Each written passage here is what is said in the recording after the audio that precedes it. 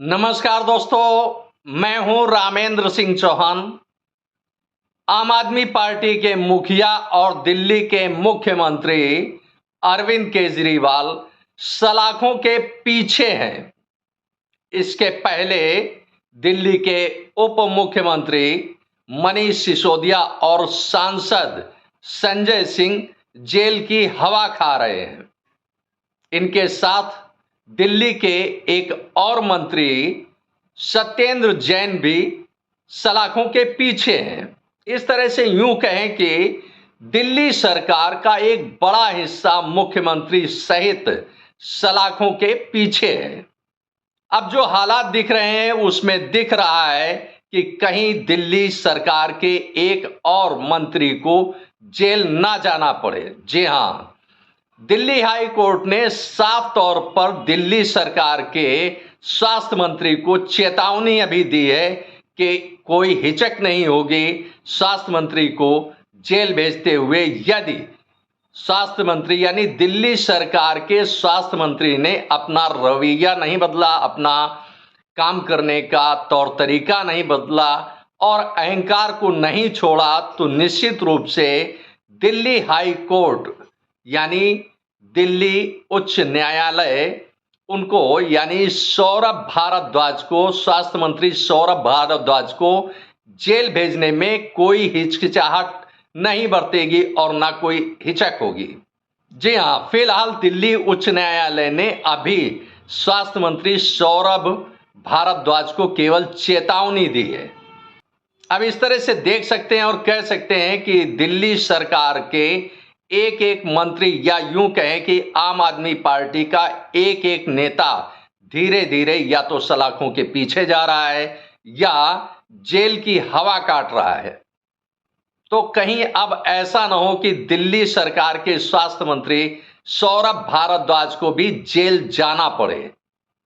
दिल्ली सरकार के गले में फंसा है दिल्ली के मोहल्ला क्लिनिक का मामला। मोहल्ला क्लिनिक में बड़े पैमाने पर गड़बड़ घोटाला हुआ है जिसकी जांच पड़ताल चल रही है और इसी सिलसिले में दिल्ली उच्च न्यायालय ने दिल्ली के यानी दिल्ली सरकार के स्वास्थ्य मंत्री सौरभ भारद्वाज और दिल्ली सरकार के स्वास्थ्य सचिव एस.बी. दीपक कुमार को साफ तौर पर चेतावनी दी है कि दिल्ली हाई कोर्ट को यानी दिल्ली उच्च न्यायालय को कोई भी हिचकिचाहट नहीं होगी इन दोनों को यानी सौरभ भारद्वाज को और दीपक कुमार को जेल भेजने में।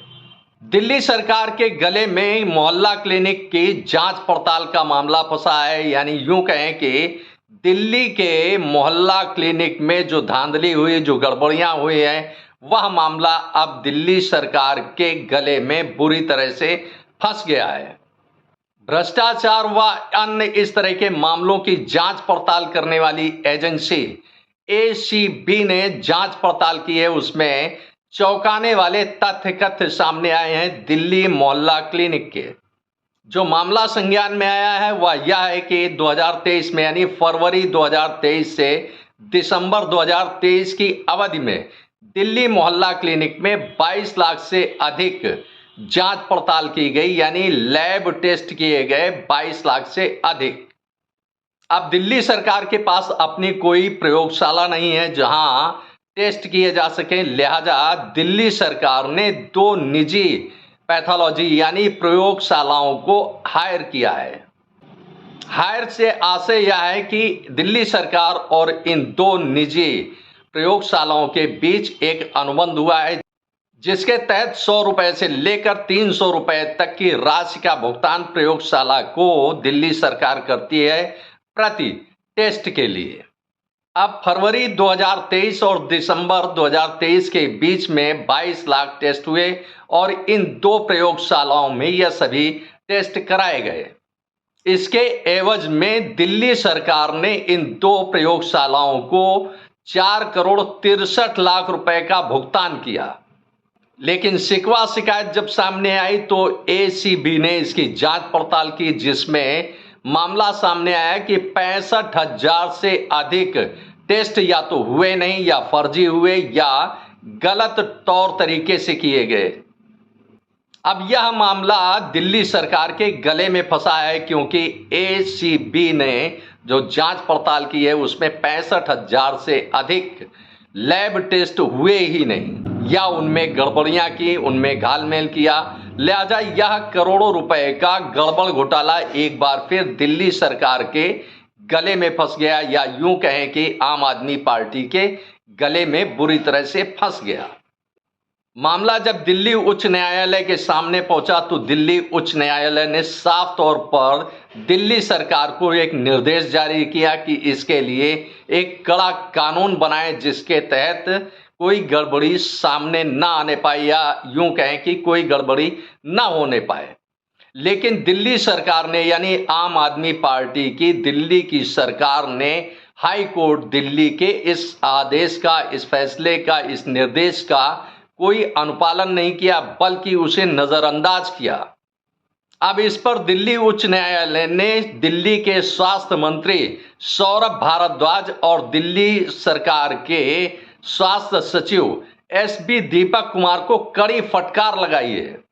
दिल्ली उच्च न्यायालय ने कहा है कि आप अपने अहंकार में समाज के साथ, यानी दिल्ली के बासिंदों, दिल्ली के नागरिकों के स्वास्थ्य के साथ खिलवाड़ नहीं कर सकते हैं, क्योंकि जिस तरह से चीजें सामने आई हैं उनमें सैंपल में बड़ी तादाद में, यानी जो टेस्ट के जो नमूने लिए गए उनकी जांच पड़ताल में बड़ी तादाद में गड़बड़ियां आई, या यूं कहें कि फर्जी जांच पड़ताल जो नमूनों की गई उससे मरीजों की जान भी जा सकती है, यदि गलत उपचार हो गया। जांच पड़ताल की इस रिपोर्ट के, यानी लैब टेस्ट की जो रिपोर्ट है उसके आधार पर यदि उपचार गलत हो गया तो मरीजों की जान भी जा सकती है। अब एक सवाल यह भी उठता है कि क्या भूतिया मरीज हैं यह 65,000 से अधिक जो जांच पड़ताल में पकड़ में नहीं आ रहे हैं, कि आखिर यह जांच पड़ताल, यानी 65,000 जो नमूने लिए गए, जिनकी जांच की गई, जिनकी पड़ताल की गई, वह आखिर कौन है? यह एक बड़ा सवाल उठता है और इसी के साथ भ्रष्टाचार की गंध आ रही है।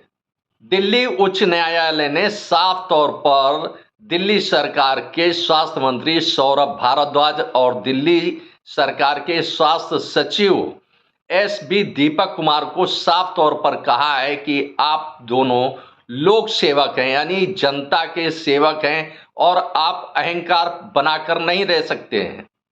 जनता से जुड़े स्वास्थ्य मुद्दों को हल करना आपकी जिम्मेदारी है और इस जिम्मेदारी को आप निभाने से इनकार नहीं कर सकते हैं। अहंकार छोड़कर दोनों लोक सेवकों को, यानी दोनों सेवकों को इस पर, यानी स्वास्थ्य की रीति नीति की एक कड़ा कानून बनाना चाहिए, जिससे इस तरह का फर्जीवाड़ा न हो सके। फिलहाल दिल्ली उच्च न्यायालय ने सौरभ भारद्वाज और दीपक कुमार को चेतावनी देकर छोड़ दिया है कि जेल भेज सकते हैं, और जेल भेजने में उनको, यानी दिल्ली उच्च न्यायालय को कोई हिचकिचाहट नहीं होगी। इस तरह से इस बार तो चेतावनी दे दी गई है, लेकिन कोई बड़ी बात न होगी कि दिल्ली उच्च न्यायालय सौरभ भारद्वाज और दीपक कुमार को जेल भेज दे, यदि वह, यानी दोनों लोक सेवक, यानी सौरभ भारद्वाज और दीपक कुमार दिल्ली के लिए कोई स्वास्थ्य नीति बेहतर नहीं बनाते हैं, तो कोई बड़ी बात न होगी कि दिल्ली उच्च न्यायालय इन दोनों को, यानी सौरभ भारद्वाज को और दीपक कुमार को जेल भेज दे। अब दिल्ली उच्च न्यायालय की कड़ी फटकार लगने के बावजूद दिल्ली सरकार के कामकाज के रवैये में कहीं कोई बदलाव नहीं दिख रहा है। तो इस तरह से देखें तो आम आदमी पार्टी, या यूं कहें कि दिल्ली सरकार के गले में दिल्ली के मोहल्ला क्लिनिक एक बार फिर बुरी तरह से गले में फंस गए हैं, क्योंकि इनमें करोड़ों रुपए का गड़बड़ घोटाला सामने आया है, जिसे जांच एजेंसी एसीबी ने पकड़ा है। तो अब एक बड़ा सवाल उठता है कि क्या धीरे धीरे पूरी की पूरी दिल्ली सरकार ही सलाखों के पीछे होगी या जेल में होगी, यह एक बड़ा सवाल उठता है। आपने इस वीडियो को देखा, आपको यह वीडियो कैसा लगा कमेंट बॉक्स में हमें अवश्य बताएं। वीडियो को शेयर करें। यदि आप हमारे चैनल पर नए हैं तो हमारे चैनल को सब्सक्राइब करें, जिससे हमारे आने वाले वीडियो, आने वाले नोटिफिकेशन आपको मिल सके। दोस्तों, वीडियो को लाइक करना ना भूलें। आप लाइक करते हैं तो हमारा प्रोत्साहन होता है, हमारा मोटिवेशन होता है। आपने वीडियो को देखा, आपका बहुत बहुत धन्यवाद। Thank you. जय हिंद, जय भारत।